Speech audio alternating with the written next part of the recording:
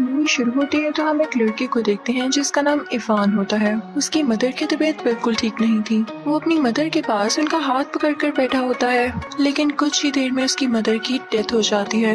Ivan की family में अब सिर्फ इसकी मदर ही बाकी बची थी। इवान के फादर भी नहीं थे तो वो काफी सैड हो जाता है। इवान काफी हार्ट ब्रोकन था। वो जिस बार में काम किया करता था, कुछ दिन गुजर जाने के बाद वो उस बार को दोबारा से ज्वाइन करता है। अब वो वहाँ पर बैठा ही होता है कि कुछ लोग आते हैं और उससे लड़ने लगते हैं क्योंकि उनकी बार में सिगरेट्स नहीं थे। इवान इस मूड में नहीं था कि कोई उसे हाथ भी लगाए तो वो उन लोगों से लड़ने लगता है और इतना मारता है कि वो लोग काफी वीक हो जाते हैं, यानी बेहोश होने के करीब। तो बार का ओनर इवान से कहता है कि तुमने बहुत गलत किया, तुम कल से जॉब पर नहीं आओगे, यानी इस बार से मैं तुम्हें निकाल रहा हूँ। इवान का दिल काफी टूट जाता है और वो वहाँ से अपने घर चला जाता है। लेकिन जब अगली सुबह वो उठता है तो देखता है कि पुलिस उसके घर के बाहर खड़ी हुई है। वो इवान के घर कल बार वाली बात की वजह से उसे अरेस्ट करने आए थे। इवान इन मुश्किलों में पड़ना नहीं चाहता था क्योंकि वो पहले ही बहुत टूटा हुआ था।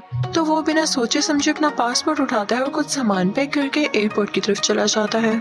वहाँ से वो इटली की फ्लाइट लेता है। इसके दोस्त भी इटली आते हैं और ये लोग काफी एंजॉय करने लगते हैं। इवान जो कि कुछ टाइम पहले काफी उदास था, काफी मुश्किलों में था, वो अब हंस रहा था क्योंकि उसे उस जगह अपने दोस्तों के साथ बहुत मजा आ रहा था। लेकिन जब जब उसे याद आता कि उसकी मदर की डेथ हो चुकी है तो वो दोबारा से उदास हो जाता। अब इवान अपने दोस्तों के साथ कहीं पर होता है। उसे वहाँ पर एक रेड ड्रेस पहने एक लड़की दिखाई देती है जो कि उसे काफी अच्छी लगती है, लेकिन उसमें इतनी हिम्मत ही नहीं होती कि वो उसे कुछ बात कर सके और तब वो वहाँ से चला जाता है। जब वो वापस आ रहा होता है तो उसे वो लड़की दोबारा से दिखाई देती है। अब की बार इवान कहता है कि अब तो मैं इससे बात जरूर करूंगा। वो सीधा उस लड़की के पास जाता है और उसका नाम पूछता है। वो लड़की कहती है कि मेरा नाम लुइस है। इवान उसे डायरेक्ट पूछ लेता है कि क्या तुम मुझसे दोस्ती करोगी? तो वो लड़की कहती है कि नहीं, मुझे रिलेशनशिप में नहीं आना। तो इवान उसे काफी मनाता है और कहता है कि मुझे तुम अच्छी लगी हो, चलो वॉक पर चलते हैं और साथ लंच भी कर लेंगे। तो वो लड़की मान जाती है। इवान भी काफी खुश था क्योंकि आज से पहले उसे कोई लड़की अच्छी नहीं लगी और अब वो पहली बार किसी के साथ वॉक पर जा रहा था।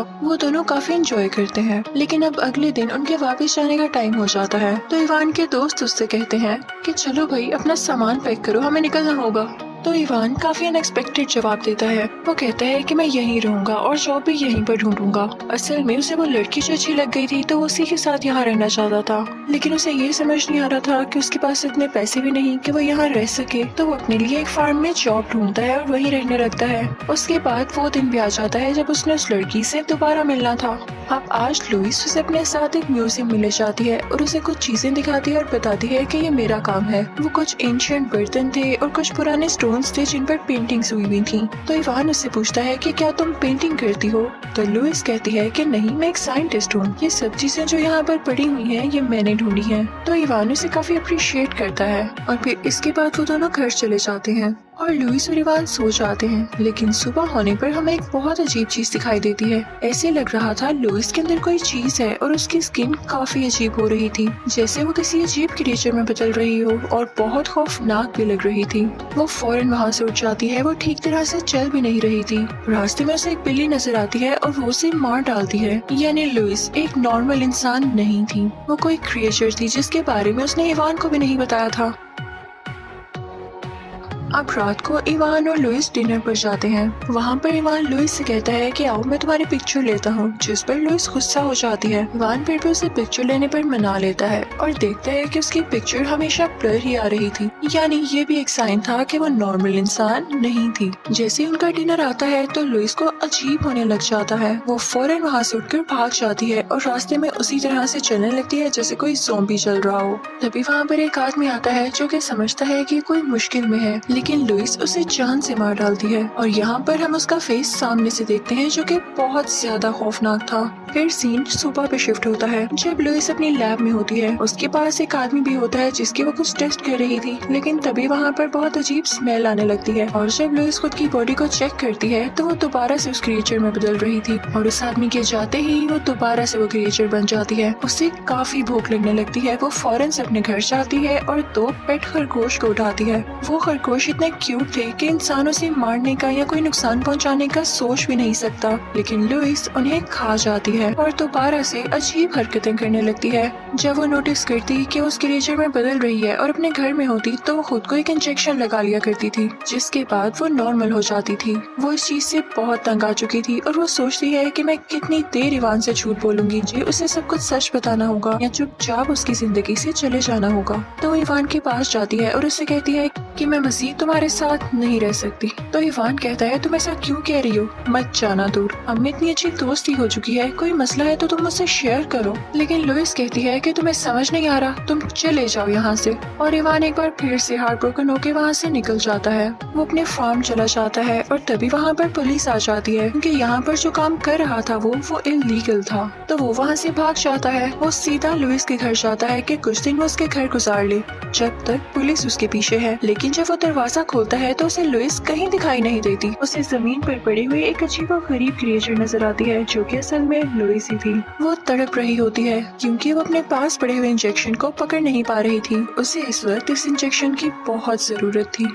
पहले तो इवान को कुछ समझ नहीं आता कि ये कैसे ये बन गई, लेकिन उसे पता चल चुका था कि उसकी जान बचाने के लिए वो इंजेक्शन जरूरी है। तो इंजेक्शन उठाकर उसके गर्दन में लगा देता है और ऐसा होते ही लुइस आहिस्ता आहिस्ता इंसान बनने लग जाती है, लेकिन उसकी बॉडी पर अभी भी वो गंदा सा फ्लूइड लगा हुआ था। इवान लुइस के पास आता है और उससे कहता है कि तुमने मुझसे ये सब क्यों छुपाया, मैंने तुमसे कहा था ना तुम मुझसे शेयर कर सकती हो। तो लुइस कहती है कि कुछ भी सुनने के बाद तुम मुझसे दूर चले जाते। तो इवान कहता है मुझे बताओ तो सही तुम हो कौन।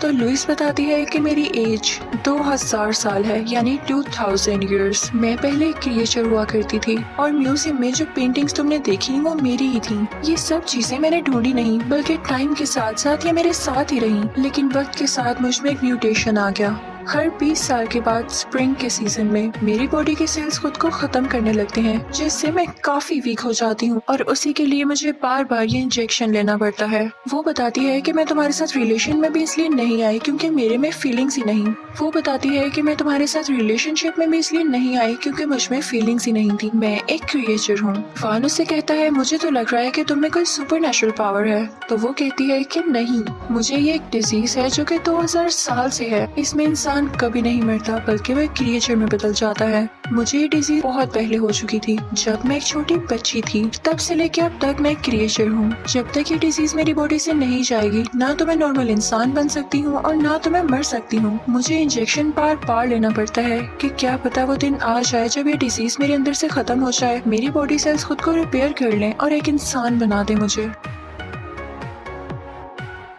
लुइस इवान से कहती है कि अब तुम सब कुछ जानते हो तो प्लीज मेरी जिंदगी से चले जाओ। मैं नहीं चाहती कि तुम्हें मेरी वजह से कोई भी नुकसान पहुंचे, क्योंकि जब मैं क्रिएचर बनती हूँ मुझे खुद भी पता नहीं चलता कि मैं किसे खा रही हूँ और किसे नुकसान पहुंचा रही हूँ। प्लीज चले जाओ। तो इवान रोने लगता है और कहता है कि मेरा इस दुनिया में कोई भी नहीं था, मुझे तुम पहली बार अच्छी लगी, मैं तुम्हें समझ सकता हूँ। तो लुइस उससे कहती है कि मैं रिस्क नहीं ले सकती। मैंने आज तक किसी से प्यार नहीं किया क्योंकि मैं डरती हूँ कि इससे मेरी बॉडी में चेंजेस आने लगेंगे। जो इंजेक्शन मैं ले रही हूँ उसका असर मेरी बॉडी पर नहीं होगा और मैं कभी ठीक नहीं हो सकूंगी। और वैसे भी क्या पता, मैं हमेशा इमॉर्टल रहूं। और अब तो मैं इस चीज को इंसान बनकर एंजॉय भी कर रही हूँ। मुझे बस अपने क्रिएचर बनने से इशू है और उसको मैं जल्द सॉल्व कर लूंगी तुमसे दूर रहकर। इवान लुइस से कहता है कि ठीक है, इतना सडन शॉक मत दो, हम कुछ टाइम आखिरी बार साथ गुजारते हैं। और फिर वो दोनों उस जगह पर जाते हैं जहाँ पर लुइस पैदा हुई थी। वहाँ वो घूमते हैं, फिरते हैं, वो जगह देखते हैं। उन्हें रात हो जाती है और इवन अब दिन भी होने वाला था। वो लोग उसी जगह पर बैठे हुए थे तो अचानक से लुइस इवान से कहती है कि अब सूरज निकलने वाला है और मुझे फील हो रहा है जैसे मेरी बॉडी में चेंजेस आ रहे हैं। तुम यहाँ से चले जाओ, मैं जल्द ही एक बहुत बुरी क्रिएचर में बदलने वाली हूँ। लेकिन इवान कहता है कि नहीं, मैं तुम्हारा साथ कभी नहीं छोड़ूंगा।